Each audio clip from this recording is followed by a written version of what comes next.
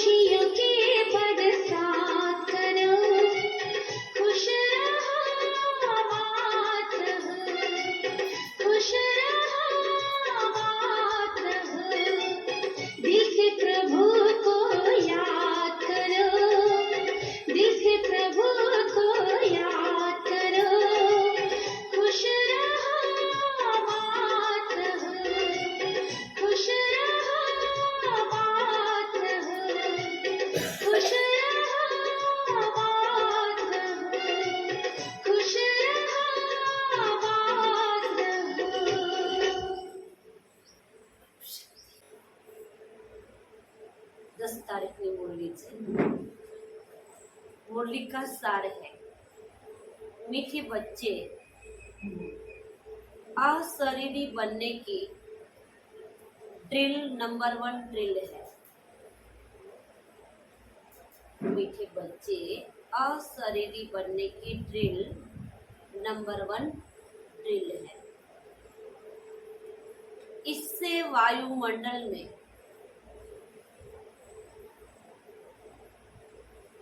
सन्नाटा छा जाता है। इससे वायुमंडल में सन्नाटा छा जाता है। बाप का डायरेक्शन है, इसी ड्रिल का अभ्यास करो। कौन सी ड्रिल? अशरीरी बनने। बाबा की बार बार ये अभ्यास तो थकान नहीं लगे। बार बार ये अभ्यास, मैं अशरीरी आत्मा। थोड़ा दिन अभ्यास करते रहेंगे ये पक्का हो जाए, फिर ये आदत पड़ जाएगी। प्रश्न,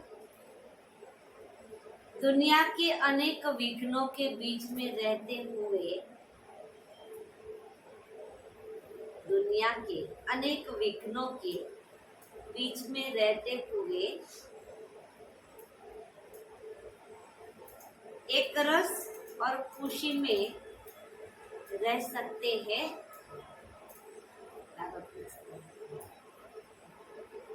एक रस और खुशी में,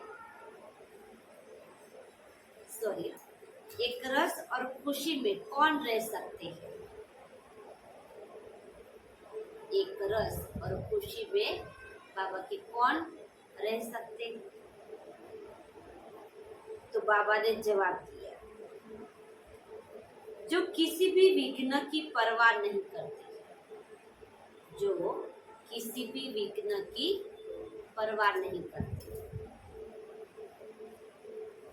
तुम्हारे दुश्मन तो अनेक हैं, तुम्हारे दुश्मन तो अनेक हैं, विघ्न डालेंगे, कलंक लगाएंगे, गाली देंगे, लेकिन याद रहे कि कलंक लगने से ही,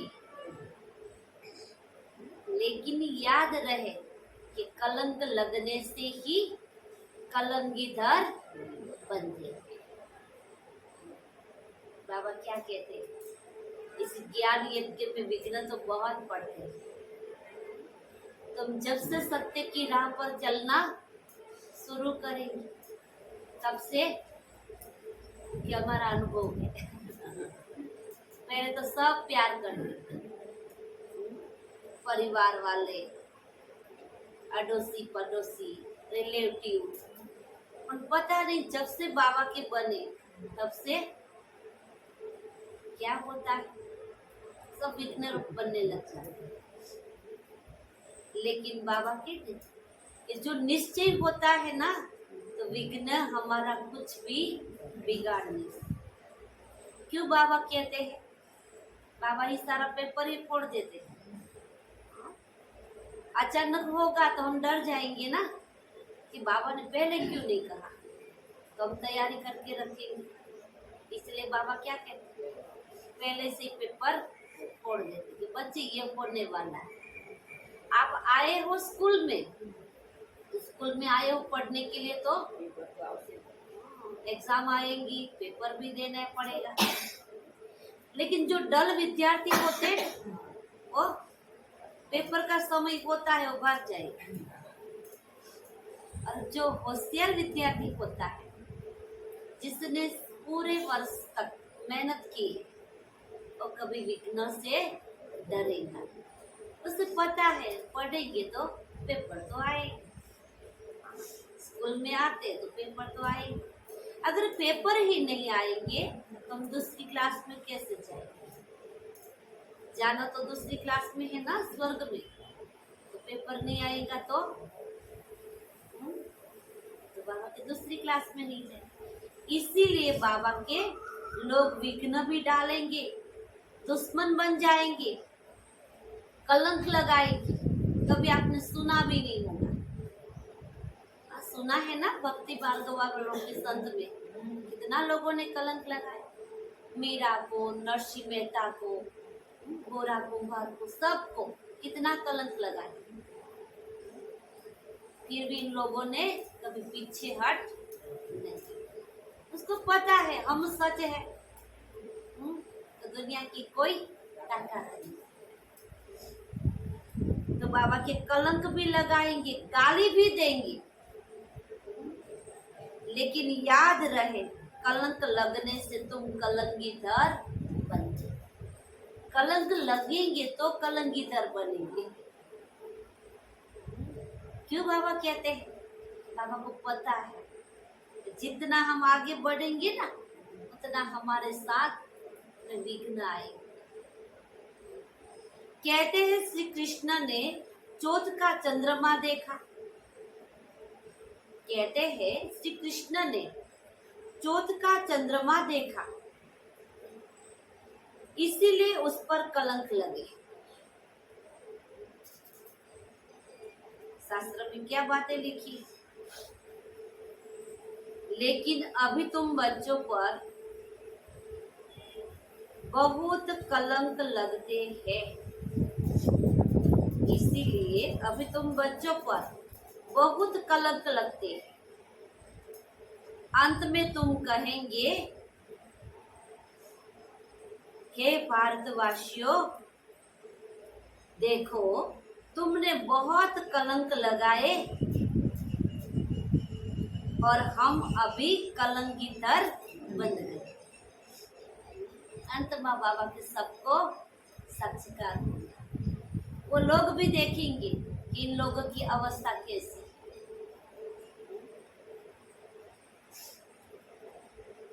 ओम शांति। बच्चों प्रति शिव बाबा का फरमान है। शिव बाबा कहते हैं मैं ड्रिल टीचर हूँ। शिव बाबा कहते हैं मैं ड्रिल टीचर हूँ। बाबा क्या कराते? कसरत कराते।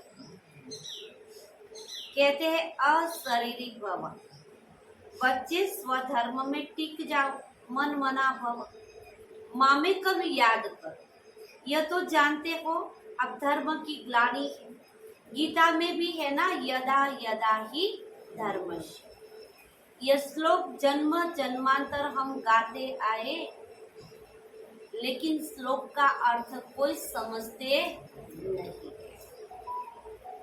जब से भक्ति मार्ग शुरू हुआ, गीता का पाठ करते आए, शिव बाबा की पूजा करते आए, वही शिव बाबा आकर कहते हैं माँ में कम याद करो। तुम पर फिर से माया का परछाया पड़ गया है। अब मैं आया हूँ माया पर जीत पहनाने के लिए, इसीलिए मन मना भव, क्योंकि तुमको वापिस जाना है मेरे परम धाम में। कहाँ जाना है बाबा? मेरे परम धाम में। अगर श्री कृष्ण होता तो कहते मध्याजी भव। श्री कृष्ण ऐसे नहीं कहेगा मन मना भव। ये कौन कहता है? परमात्मा कहता है मन मना भव, माना मुझे एक को याद करो। अगर श्री कृष्ण कहता तो वो क्या कहेगा?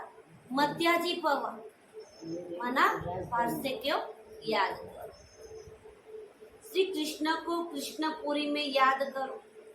ज्ञानदाता कोई कृष्ण नहीं है, वह तो शिव है। शिव की ही पूजा होती है, उनको परमात्मा कहते हैं। तो हम आत्माओं को वहां जाना है, इसीलिए बाबा ड्रिल सिखाते हैं। यह है नंबर 1 ड्रिल। कौन सी एक्सरसाइज? कभी कभी बाबा क्या कहते हैं? आत्मा समझकर सूक्ष्म वतन में चले जाओ। वहाँ कौन है? ब्रह्मा बाबा बैठे। वहां से चले जाओ ऊपर जहाँ परम धाम है। वहाँ कौन है? शिव बाबा।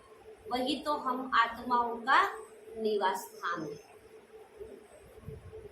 कभी कभी स्वर्ग में भी चले जाओ कि देखो कैसी सुंदर दुनिया है, जिस दुनिया की परमात्मा ने स्थापना की है। तो बाबा की वहां भी चले जाओ, लेकिन अशरीरी भव। तुम सब ब्राह्मण को याद कर, तुम सब ब्राह्मण उनको याद करो। अगर कोई शूद्र यहाँ और कोई ख्याल में बैठा होगा तो वायुमंडल को खराब कर देगा। बाबा की ब्राह्मणों की सभा है, अगर कोई शूद्र कोई ऐसे विचार लेकर बैठे होंगे तो सारे वायुमंडल को खराब कर देंगे। उस एक को जब सभी याद करेंगे तो सन्नाटा छा जाएगा। जैसे कोई मरता है तो सन्नाटा हो जाता है, कहते हैं ना, सारे वातावरण में धुम्मस फैल जाती है, वातावरण बिल्कुल शांत हो जाता है। क्या कहते हैं, कोई संत आत्मा ने शरीर छोड़ा होगा, कोई धर्मात्मा ने शरीर छोड़ा होगा, इसीलिए प्रकृति भी शांत हो गई। आत्मा के अशरीरी होने का प्रभाव पड़ता है। तो अब बाप कहते हैं तुम सब आत्माओं को वापिस ले जाऊंगा। काल तो एक आत्मा को ले जाता है ना, मैं तो कालों का काल महाकाल हूँ, मैं सबको ले जाऊंगा। और मैं आता हूँ साधारण ब्रह्मा तन में, मैं मनुष्य सृष्टि का बीज रूप चैतन्य हूँ। मैंने ही गीता सुनाई थी, देखो तुम्हारे पर अब कलश रखा है ना। भगवान ने ज्ञान का कलश हम आत्माओं पर रखा है। श्री कृष्ण की गोपी को भी कलश दिखाते हैं, कहते हैं श्री कृष्ण ने मटकी तोड़ी। कौन सी मटकी? देवान रूपी मटकी तोड़ी। अब वह मटकी कहाँ की है?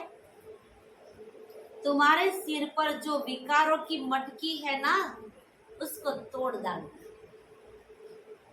उनको तो तोड़ने में और ज्ञान अमृत का कलश देते हैं ना। बाकी सतयुग में थोड़ी ही कोई ऐसी बातें हो सकती है। बाबा ने सुन लिया कल पूरा वर्णन। बाबा के सतयुग में ऐसी बातें होती नहीं है। गोपी तो तुम हो ना, गोपी वल्लभ की गोपिया तुम हो। जो जहर का कलश था वह फोड़कर ज्ञान अमृत का कलश रखते हैं। तो इसमें बुद्धि बहुत अच्छी चाहिए। अभी तक कौन सा कलश लेकर घूमते थे? जहर का, जो 5 विकार रूपी जहर का। बाबा के उसको फोड़ दो और अभी ज्ञान कलश लेकर घूमना है। अच्छी रीति धारण कर लो। गोपी का वल्लभ बाप तो है ना, शिव बाबा एक ही है। श्री कृष्ण को गोपी वल्लभ नहीं कह सकते। कौन सी बाबा के गोपी? ये संगम युग की गोपियों का यादगार है। मुरली का समय होता है तो क्या होता है? टांग चलती है, नहीं चलती, शरीर साथ देता है, नहीं देता, फिर क्या होता है? मुरली मिस नहीं होनी चाहिए। समय होता ही भागते हैं ना, चलो बाबा की मुरली सुनने की। लिखा है ना कि गोपी को भगाया। अब बाप कहते हैं कृष्ण ने थोड़ी भगाया, यह तो कायदा नहीं है। सतयुग में तो कायदा नहीं है। बाबा समझाते हैं जब कोई महात्मा कहे कि शिव हम, तो वह बोलो एक तरफ कहते हैं महात्मा यानी महान आत्मा, फिर अपने को परमात्मा अथवा शिव हम क्यों कहते हैं? बाबा के उन लोगों को सुनाओ और समझाओ कि एक तरफ आप कहते हो हम महान आत्मा है, हम महात्मा है, और दूसरी तरफ क्या कहते हो? शिव हम शिव हम शिव। तो बाबा के उनको बोलो क्यों कहते हो? महान आत्मा तो पवित्र आत्मा ठहरी, ये राज समझाना है। इसको ज्ञान का धर्म युद्ध कहा जाता है। उनके पास है शास्त्रों की मत और तुम्हारे पास है श्रीमत। बाबा कहते मैं आता थी तब हूँ जब राजयोग सिखला ने भारत के ऊपर यह सारा खेल है। हीरो हीरोइन का पार्ट भारतवासियों को मिला हुआ है। वास्तव में वंदे मातरम भी इन माताओं को कहा जाता है। वह लोग तो भूमि को मातरम कहते हैं। ये भूमि भारत की भूमि को कहते हैं वंदे मातरम। भगवान किसको कहते हैं? हम माताओं को कहते हैं वंदे मातरम। भूमि तो एक तत्व है, उनको थोड़ी माता कहा जा सकता है। इस धरनी में रहने वाली तुम माता है, तुमको वंदे मातरम कहा जाता है। वह भूमि को वंदे मातरम कहते, तो बुद्ध पूजा हो गई। अब तुम बच्चे योग बल से अपनी बादशाही लेते हो। सब मेहनत करते हो ना पवित्र बन बादशाही लेने के लिए। क्यों मेहनत करते हैं? बाबा के पवित्र बनकर सत्यों की बादशाही के लिए। वह आकर ड्रिल सिखाते हैं, उनकी ही जीत होनी है। जो परमात्मा आकर ड्रिल सिखाते हैं अशरीरी बनने की, बाबा के एक दिन जीत उसकी ही होनी है। परमात्मा की महिमा बिल्कुल अलग है। वह आकर ड्रिल सिखलाते हैं कि बच्चे माँ में कम याद, और सब तुमको दुख देने वाले हैं। क्या कहेंगे? घर में किसी को मत कहना। हाँ, बाबा की सब तुमको दुख देने वाले हैं। सभी दुश्मन बन विघ्न डालते हैं। ये कोई नई बात नहीं है। हमको कोई दुनिया की परवाह थोड़ी है। श्री कृष्ण के लिए कहते हैं चौथ का चंद्रमा देखा तब इतनी गाली खाई और इतने कलंक लगे। शास्त्र में लिखा हुआ है कि कृष्ण ने चौथ का चंद्रमा देखा तब इतने सारे कलंक लगे। कहते हैं ना कृष्ण ने गोपियों के चिरहरण किए, मटकी फोड़ता था, चोर बनकर क्या करता था? माखन चोरता था। कितने कलंक लगाते हैं बाबा। कलंक जिन पर लगाते हैं ना वही फिर कलंकीधर बनते हैं। फिर अंत में कहेंगे अरे भारतवासियों तुमने हमको कितनी गाली दी, देखो हम ये बन रहे, राज्य भाग्य ले रहे हैं ना। लड़ाई के मैदान पर तो बहुत सहन करना पड़ता है। जाते हैं लड़ाई के मैदान पर, सामने योद्धा को देखकर पीछे हट करेंगे तो क्या कहेंगे? उसको क्या कहेंगे? कायर कहेंगे।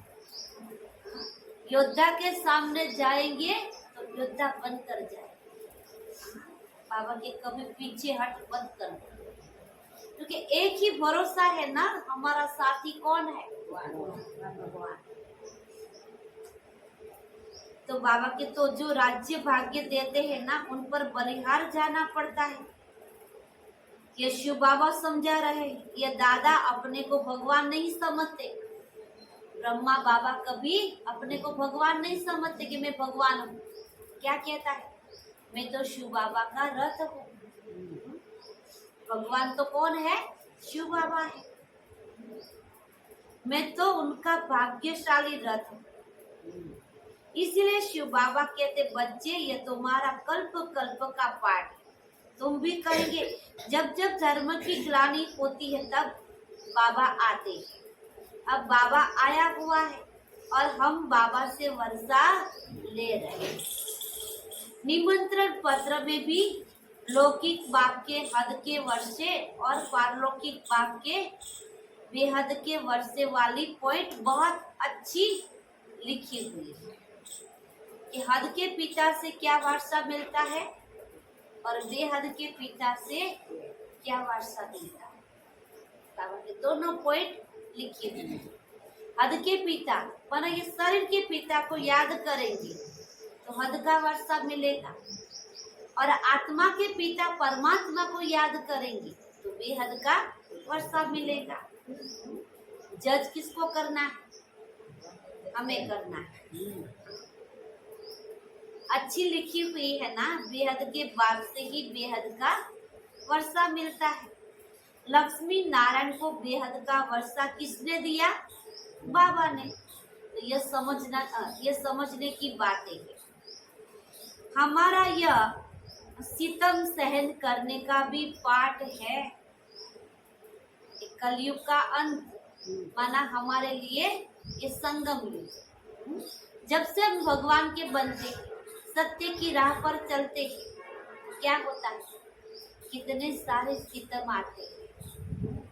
लोग क्या क्या बोलते हैं, तो क्या करेंगे? वापस चले जाएंगे?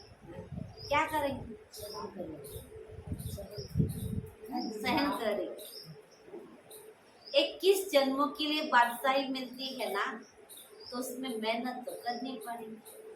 सामने देखो बादशाही कितनी है, प्राप्ति कितनी है, और प्राप्ति के आगे तो ये कुछ भी सहन करना नहीं। फिर भी हम क्या कहते हैं? बाबा पता नहीं, जब से आपके बने हैं ना, तब से ये विघ्न शुरू हो गए। क्या पहले नहीं आते थे विघ्न? नहीं आते थे। दुनिया वाले क्या देवी देवता है, उसके सामने विघ्न नहीं आते? फिर भी बाबा के बच्चे कई बार ऐसे बोलते कि जब से बाबा के बने ना, तब से विघ्न आते। ये रॉन्ग बात है। पहले हम माया के थे ना, इसीलिए पता नहीं चलता था, क्योंकि भगवान का तो अनुभव नहीं किया था, भगवान की शक्ति का अनुभव नहीं था, भगवान से कौन सी प्राप्ति होती है वो भी अनुभव नहीं था, भगवान के प्यार का भी अनुभव नहीं था। इसीलिए तो माया के थे, तो माया तो बहुत प्यार करते थे। जब से माया को छोड़ा, अगर भगवान के पास गए, तब से माया ने हमारा वेर विरोध करना शुरू कर दिया। जैसे कहते हैं ना, कोई दुकानदार होता है तो क्या होता है? कोई कस्टमर हर रोज उसके पास जाता और भी दूसरी दुकान बन जाती है, तो कस्टमर तो क्या करते? यही सोचते हैं ना, हमें तो पैसा देना है और चीज वस्तु लेनी है, तो ये दुकान से तो उस दुकान पर जाएंगे। तो क्या करेगा सेठ लोग? क्या करेंगे? ऐसे कहेंगे, मार डालूंगा, मैं तुझे परेशान करूंगा, पहले तुम मेरी दुकान पर आते थे, अभी क्यों उस दुकान पर गए? नहीं, वो तो कस्टमर है, कहाँ भी जाएगा, जहाँ अच्छी चीज मिलेगी वहाँ हो जाएगा। तो बाबा के ये समझने की बातें है ना, ये सितम तो सहन करने पड़ेंगे। 21 जन्मों के लिए बादशाही मिलती, तो इसमें मेहनत करनी पड़ती है। गाया जाता है संतोष पाठक। गायन क्या है? ऐसा श्रेष्ठ कर्म करो कि पिता का नाम रोशन हो। स्टूडेंट सोच टीचर नहीं, संतोष पाठक कहते हैं। अब तुम्हारा रियल पार्ट क्या है? तुम्हारा रियल पार्ट क्या है? ये तुम जो पार्ट प्ले करते हो ना, वो तो आर्टिफिशियल है, नकली चेहरा दिखाना पड़ता है। जिसके सामने जाते हैं नकली चेहरा। तो बाबा के रियल पार्ट क्या है? आत्मिक स्वरूप में रहना, वो हमारा रियल पार्ट है। तुम समझा सकते हो, वही हमारा बाप भी है, टीचर भी है और सतगुरु भी है। वही मनुष्य सृष्टि का बीज रूप रचयिता है। सब जीव आत्माओं का बाप है। उनको सर्वव्यापी कैसे कहेंगे? बाप तो ऊपर रहने वाला है, तब तो दुख में उनको याद करते हैं। इसीलिए तो गायन है ना कि सुख में सिमरण, दुख में सिमरण सब कहे, सुख में न करे कोई। जो सुख में सिमरण करे तो दुख काहे? जो सुख में भगवान याद आ जाएगा तो दुख आने का कोई प्रश्न ही नहीं रहता। वह आते तब है जब धर्म की ग्लानि होती है। बाबा कहते हैं, हमारी जन्मभूमि भारत के निवासी जब दुखी होते हैं ना, तब मुझे आना पड़ता है। परमात्मा की यह जन्मभूमि भारत है। ये अक्सर कोई के मुख से कभी नहीं निकलेगा, क्योंकि किसी को पता ही नहीं। इसीलिए भारत की महिमा है, क्योंकि भारत में ही परमात्मा आते हैं।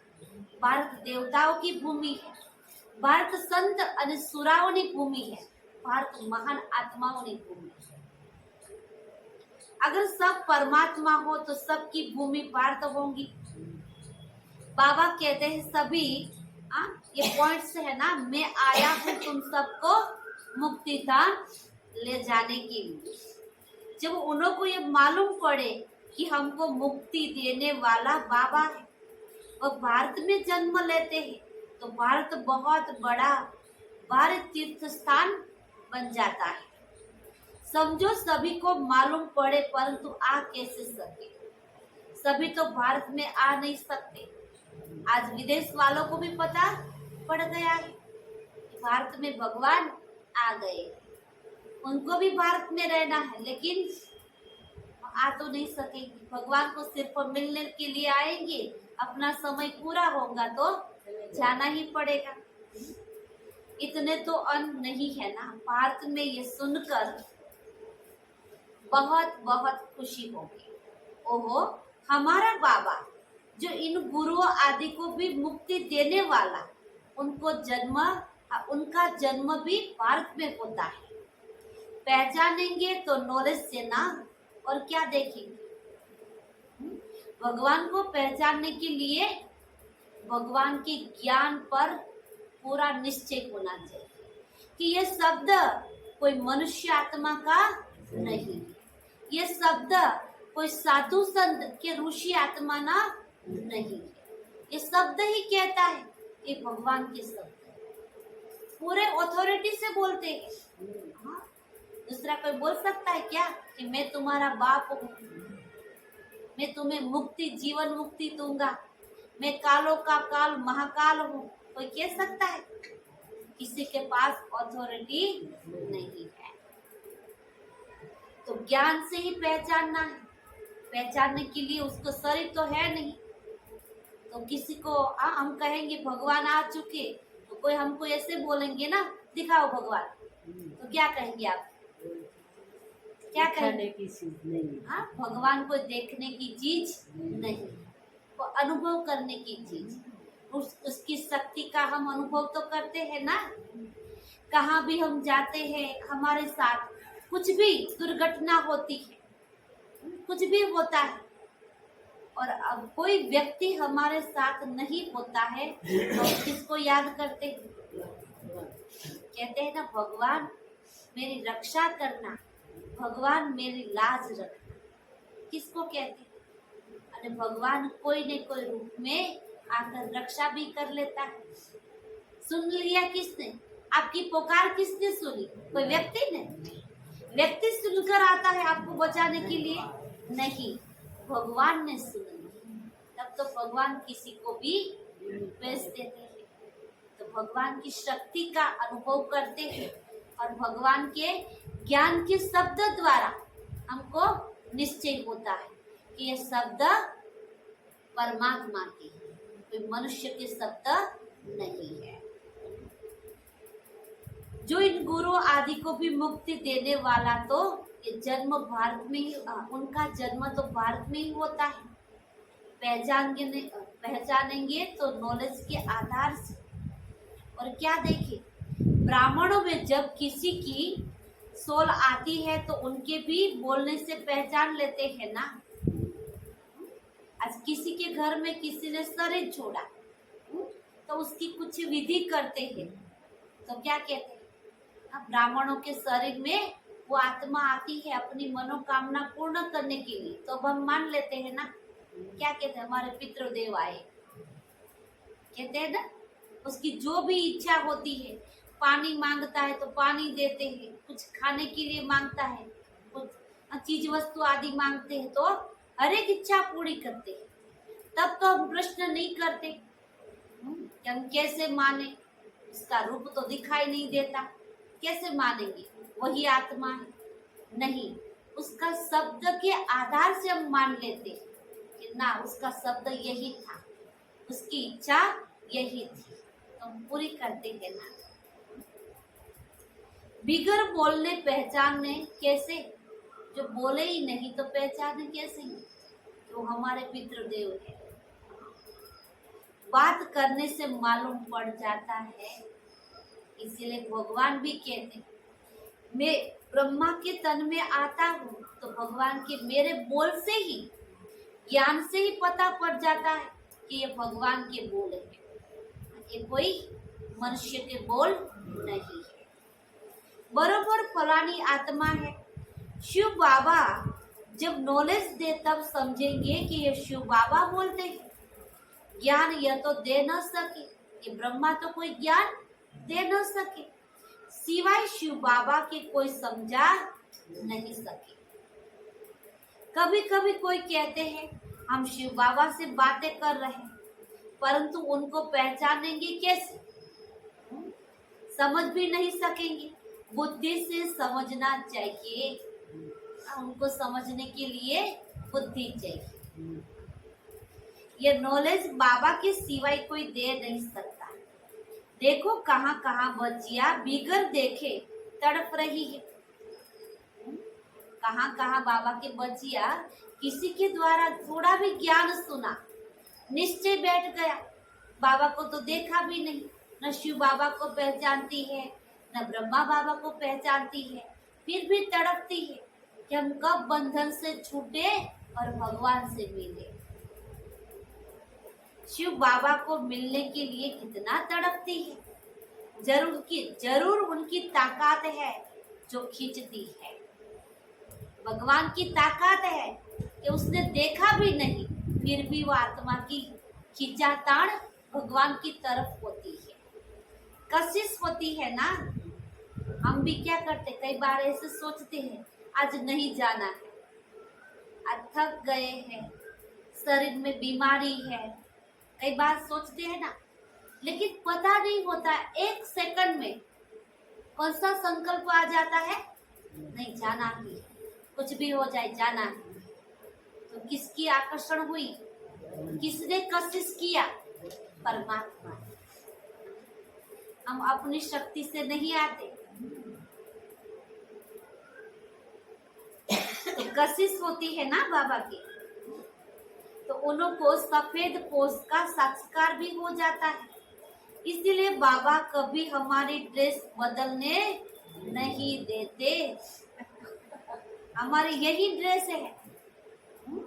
बाबा की बांधेली हुई आत्माओं को कभी कभी ये सफेद पोषधारी का साक्षात्कार होता है और उनके द्वारा उनको शांति भी मिलती है, हिम्मत भी मिलती है।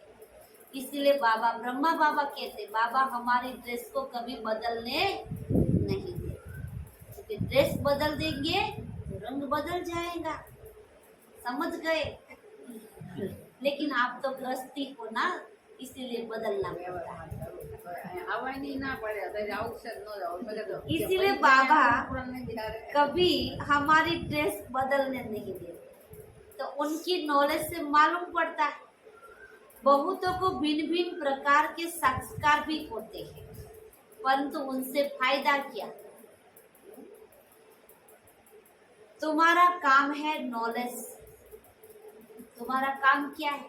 नॉलेज से फायदा। ये नॉलेज कोई दे न सके तो ये सारा गुप्त पाठ हुआ ना। कहते हैं मैं आत्मा का रूप धारण कर इसमें प्रवेश हो जाता। ये नॉलेज इतनी बाबा देते हैं, हम थोड़ी ही जानते थे। पहले हम भी नहीं जानते थे, बाबा इतनी सारी नॉलेज थे। कई बार होता नहीं, इतना सारा ज्ञान कहाँ से आता है, हमारे पास कहाँ था।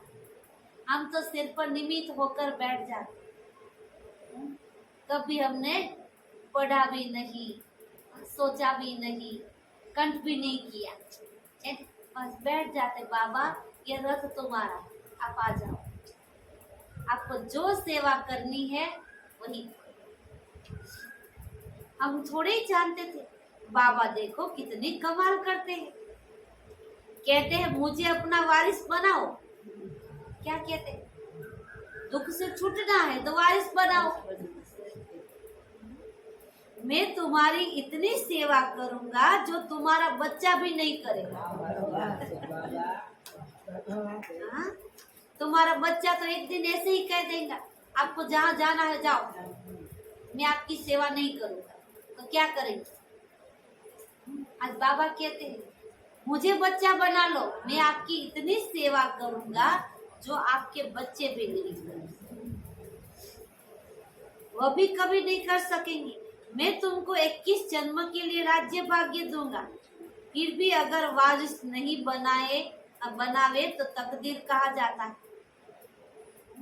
जो ऐसा बच्चा आपके साथ वादा करता है कि मुझे बच्चा बना लो, अगर भगवान के नहीं बनाएंगे तो आपका भाग्य, आपकी तकदीर कहा जाता है। तुम बच्चिया तो जानती हो ना, बहनों को बाबा कहते तुम बच्चिया तो जानती हो ना, हम शिव बाबा से वर्षा लेने के लिए यहाँ आए। शिव बाबा को और वैकुंठ को तुम सिवाय दिव्य दृष्टि से कोई देख नहीं सकता। शिव बाबा को और वैकुंठ को बाबा के तुम्हारे बच्चों के सिवाय, दिव्य दृष्टि के सिवाय कोई देख नहीं सकता। इस स्थूल आंखों से, ये स्थूल नेत्र से हम भगवान को नहीं देख सकेंगे। उनको देखने के लिए तो दिव्य दृष्टि चाहिए। ज्ञान तो बिल्कुल क्लियर मिल रहा है, क्लियर है ना, कोई घोटाला नहीं है। कोई घोटाला? हमको बाबा राजयोग सिखाते, ऊंचते ऊंच वर्षा से वैकुंठ की बादशाही मिलेगी, सो भी पढ़ाई से मिलती है। कोई भी राजयोग सिखला न सके। हम नर से नारायण बनते, ये राजयोग सिखलाते ही अंत में है। तब तो फिर सतयुग में राजा रानी बनेंगे। यह मुसलों की लड़ाई प्रसिद्ध है ना। गीता से देवी देवता धर्म की स्थापना हुई, कहता है ना, गीता धर्म द्वारा ही देवी देवता धर्म की स्थापना होती है। तो अभी भी भगवान क्या करते? यही सच्ची गीता के द्वारा देवी देवता धर्म की स्थापना हो रही है। उस समय तो और कोई धर्म नहीं था, सतयुग में और कोई धर्म नहीं था, एक ही धर्म था। कौन सा धर्म था? आदि सनातन देवी देवता। सब कहाँ गए? विनाश हुआ, बिल्कुल सहज बात है। ट्रेन में तो तुम बच्चे बहुत सर्विस कर सकते, फिर भी प्रजा तो बन जाएंगी। गाड़ी का डिब्बा ही तुम्हारी प्रजा बन जाएगी। गाड़ी का डिब्बा ही किसी को ज्ञान सुनाएंगे तो वही आत्मा सुनेंगी ना, बाबा के वही तुम्हारी सतयुग में प्रजा बन जाएंगे। बैठकर सुनेंगे तो उनको बहुत अच्छा लगेगा। लिटरेचर हाथ में होना चाहिए, साथ में लाडला श्री कृष्ण भी होना चाहिए। बाबा के कृष्ण का फोटो भी रखो और थोड़ा लिटरेचर भी रखो, पुस्तक किसी को सुनाने के लिए। अच्छा, मीठे मीठे सिकिलदे बच्चों प्रति माता पिता बाप दादा का याद प्यार और गुड मॉर्निंग। रूहानी बाप की रूहानी बच्चों को नमस्ते। हम रूहानी बच्चों की रूहानी बाप दादा को भी याद प्यार और नमस्ते नमस्ते नमस्ते। सदा रहो मस्ते, बनो फरिश्ते। शुक्रिया बाबा, तेरा लाख लाख शुक्रिया, बार बार शुक्रिया। धारणा के लिए मुख्य सार है। पहली पॉइंट, 21 जन्मों की तकदीर बनाने के लिए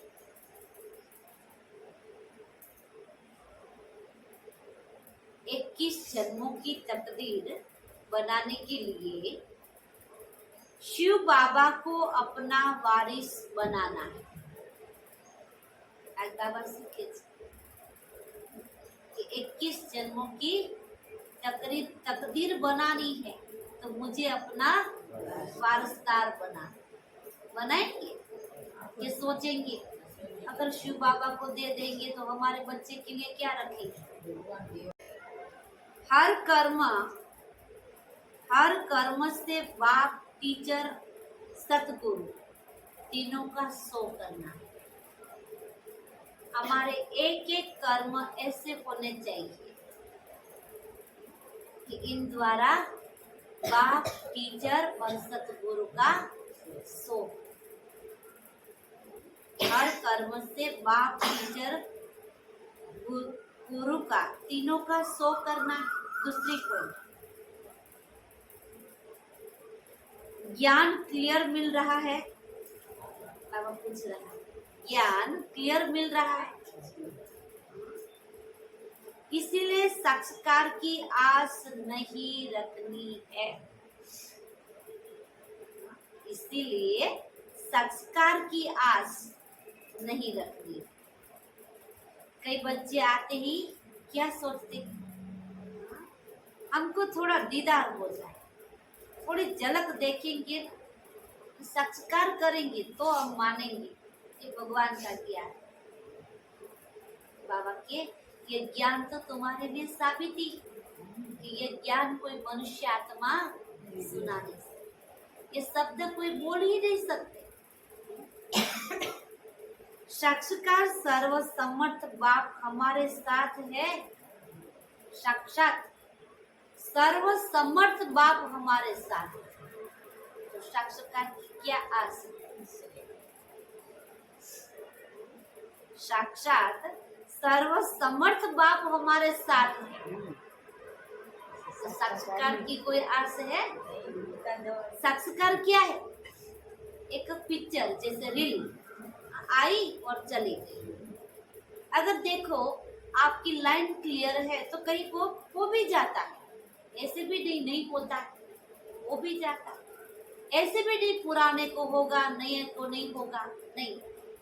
जिसकी लाइन क्लियर उसको हो भी जाता है, दीदार हो जाता है। तो वो तो क्या है, और आया और चला गया। उनसे तो हम क्या होगा, हमारा पुरुषार्थ वहां ही टिक जाएगा कि बस मिल गया, अब कुछ नहीं चाहिए। इसलिए बाबा के साक्षात परमात्मा साथ है। इसीलिए बाबा कहते हैं, इसीलिए विघ्नों से घबराना नहीं है।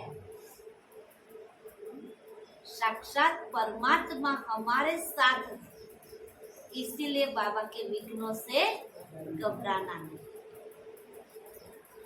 घबराएंगे कौन? जिसको भगवान का अनुभव नहीं होता। अनुभव होता तो क्या तुम लोग घबराते हो? कभी नहीं घबराते हो ना। अच्छा, वरदान।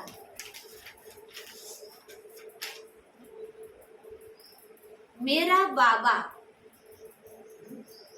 बाबा इस स्मृति स्वरूप द्वारा समर्थियों का अधिकार प्राप्त करने वाले, दिल से क्या बोलो, मेरा बाबा की स्मृति, बाबा के स्वरूप द्वारा समर्थियों का अधिकार प्राप्त करने वाले समर्थ आत्मा भव। कल्प पहले की स्मृति आती ही बच्चे कहते हैं तुम तो मेरे हो। कल्प पहले की याद आ जाती है ना, बाबा को देखते ही। कई बाबा के बच्चे ऐसे हैं जिसका हमने अनुभव सुना है।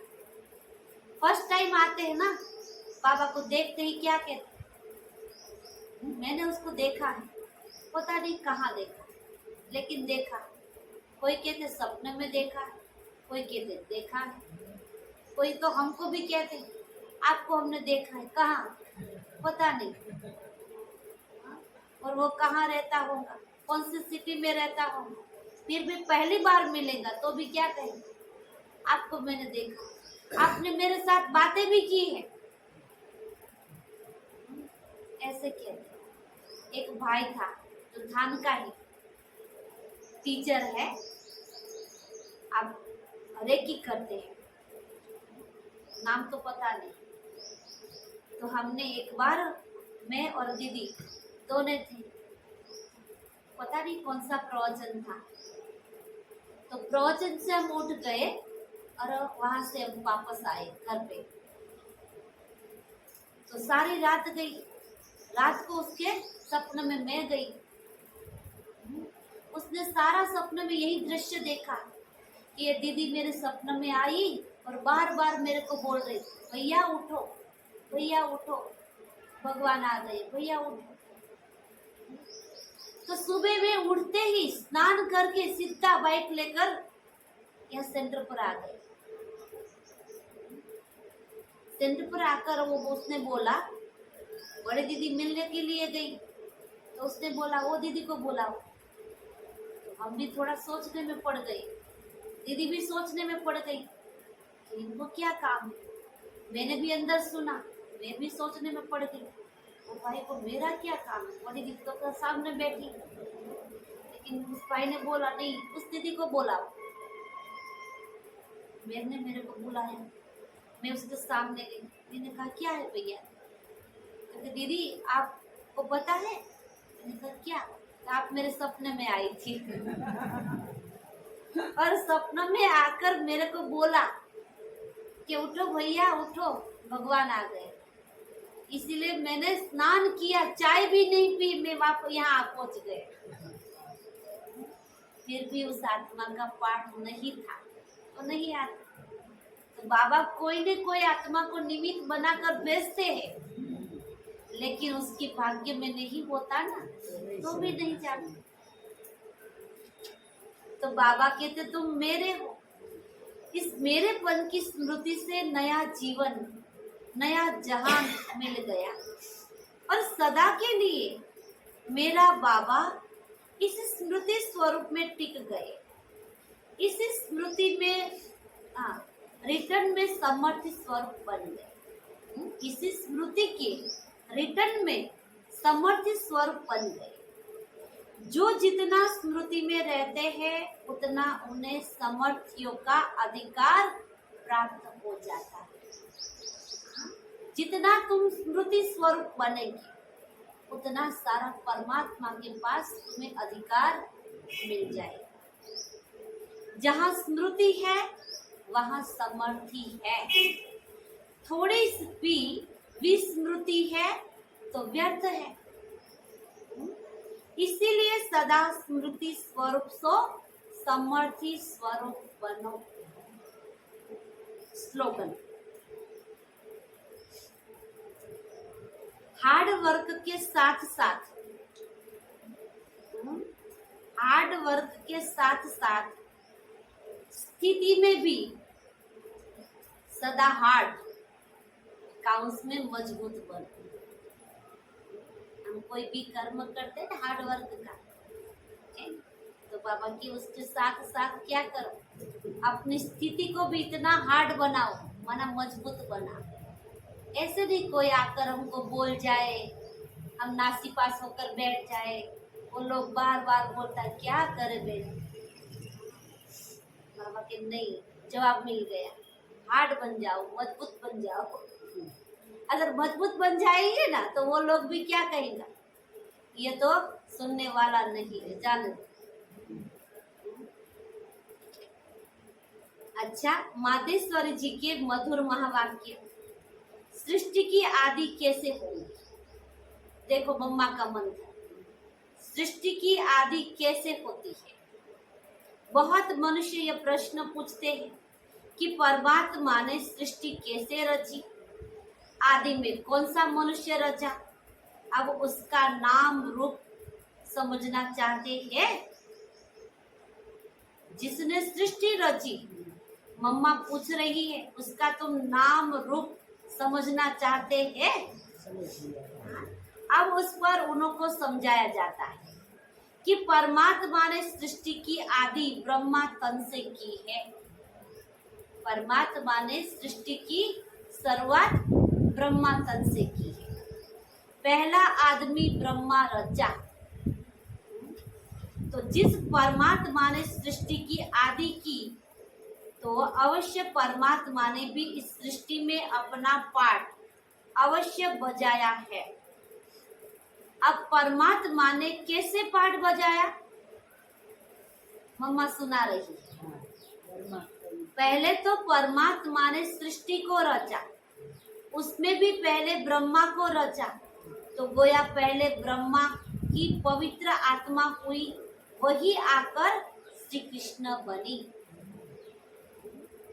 उसी तन द्वारा फिर देवी देवताओं के सृष्टि की स्थापना की, ब्रह्मा द्वारा ही। सतयुग की पहली आत्मा कौन हुई? यही ब्रह्मा की आत्मा श्री कृष्ण बनी। तो देवी सृष्टि की रचना ब्रह्मा तन द्वारा कराई। तो देवी देवताओं का आदि पिता कौन ठहरा? ब्रह्मा।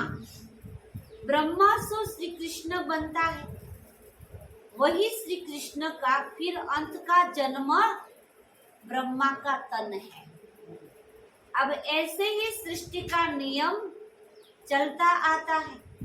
अब वही आत्मा सुख का पाठ पूरा कर दुख के पाठ में आती है। जो सत्युग की फर्स्ट नंबर की आत्मा है, वही कृष्ण है। वही आत्मा पूरे 84 जन्म लेकर लास्ट में ब्रह्मा बनती है। तो रजो तमो अवस्था पास कर फिर शूद्र से ब्राह्मण बनते। तो हम है ब्रह्मा वंशी सो शिव वंशी सच्चे ब्राह्मण है। अब ब्रह्मा वंशी उसको कहते हैं जो ब्रह्मा के द्वारा अविनाशी ज्ञान लेकर पवित्र बनते हैं। ब्राह्मण किसको कहेंगे?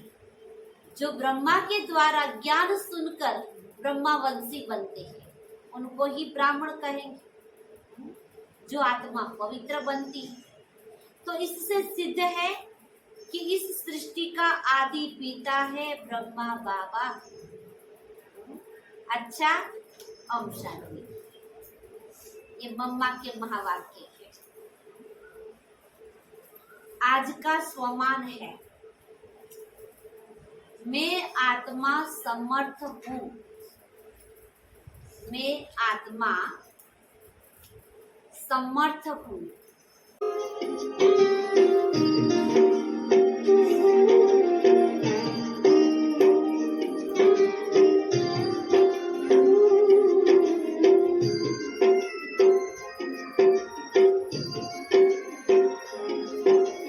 जैसा सोचोगे तुम वैसा बन जाओगे।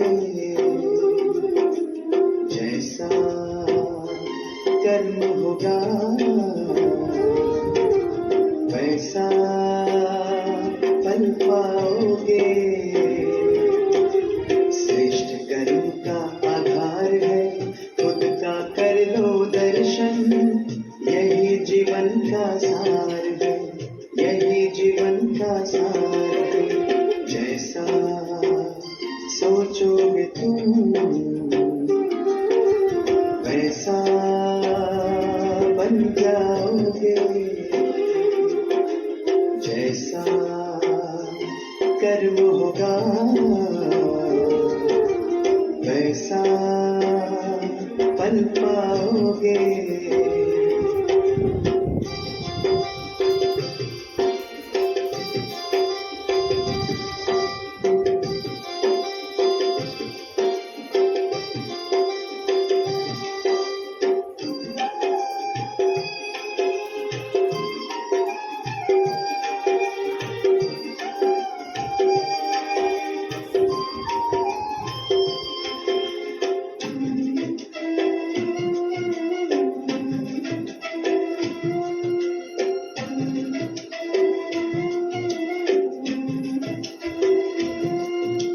मन में हो शुभ संकल्प तो जीवन में फिर दुख कैसा।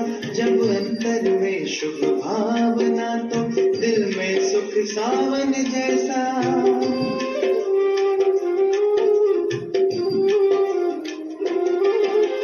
हार कर जो ना हारे जीत उसी की होती है। घनघोर अंधेरे में भी जलती जगमग उसकी ज्योति है।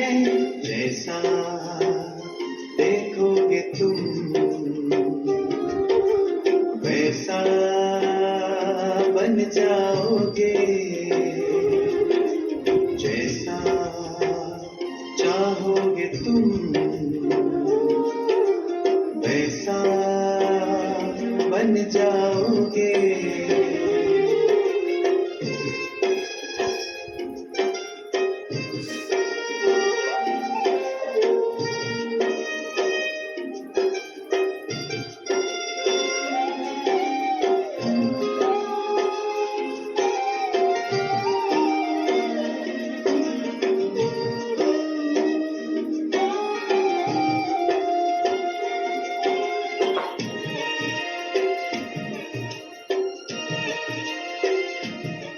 ये सूरज है तो है किरण, बादल है तो है पवन, प्राण है तो है तन मन, सात सुरों में है सरगम। जो धरती है तो है सागर, जल थल है तो है जीवन, जीवन है तो है भगवन। भगवान के संग समय करो सफल, जैसा कर्म करोगे वैसा पाओगे फल, जैसा सोचोगे तुम वैसा बन जाओगे, जैसा कर्म होगा वैसा फल पाओगे। श्रेष्ठ कर्म का आधार है खुद का कर लो दर्शन, यही जीवन का सार है, यही जीवन का सार है। जैसा सोचोगे तुम वैसा बन जाओगे, जैसा कर्म होगा वैसा फल पाओगे, जैसा सोचोगे तुम वैसा बन जाओगे, जैसा कर्म होगा वैसा